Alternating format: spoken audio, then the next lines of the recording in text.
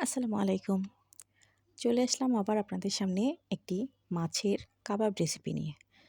আমরা আজকে কাবাবের জন্য ইউজ করেছি পাঙ্গাস মাছ।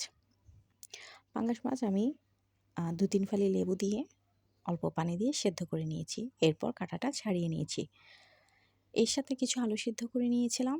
আলুগুলোকেও আমরা মেশ করে নিয়ে আমি মাছের সাথে দিয়ে দিব। এটা মূলত মেইন উপকরণ হচ্ছে মাছ আর আলু। মাছটা কাটা ছাড়া হলে বেশ ভালো হয়।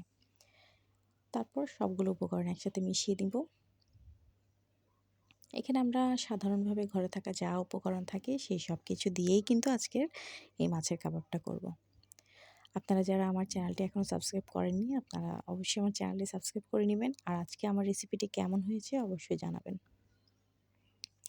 তো এর সাথে উপকরণ হিসেবে বাকি যা লাগবে তা আমি দিয়ে নিলাম। এখানে আমার পেঁয়াজ, কাঁচামরিচ, ধনেপাতা এগুলো তো থাকবেই। তার সাথে ঘরে থাকা মশলা, হলুদ, মরিচ, জিরে গুঁড়ো, ধনে গুঁড়ো, লবণ, তার সাথে একটু স্বাদে ম্যাজিক মশলা দিয়েছি।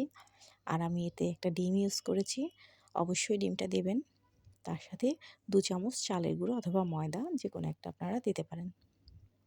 আমি চালের গুঁড়োটা দিয়েছি। তারপরে এভাবে বাস যার যার পছন্দ মতো শেপ দিয়ে নেবেন। দিয়ে তেলের মধ্যে আমরা এটা ভেজে নিলাম। আরও ডুবো তেলে চাইলেও আপনারা ভাজতে পারেন। আমি আসলে ডুবো তেলের খাবারটা একটু স্কিপ করি। আমি বেশিরভাগ সময় চেষ্টা করি অল্প তেলে যেন সুন্দর করে জিনিসটা ভাজা যায় ওভাবে করে খেতে। তো আমি করে নিলাম আজকে অল্প করে নিলাম, বাকিগুলো রেখে দিয়েছি, পরে করব।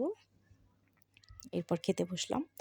আজকে আমার এই মাছের কাবাবের সাথে আরেকটা রেসিপি ছিল। সেটা ছিল চিংড়ির ভর্তা।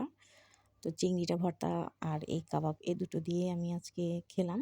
খুব ভালো লেগেছে। আপনারাও ট্রাই করবেন।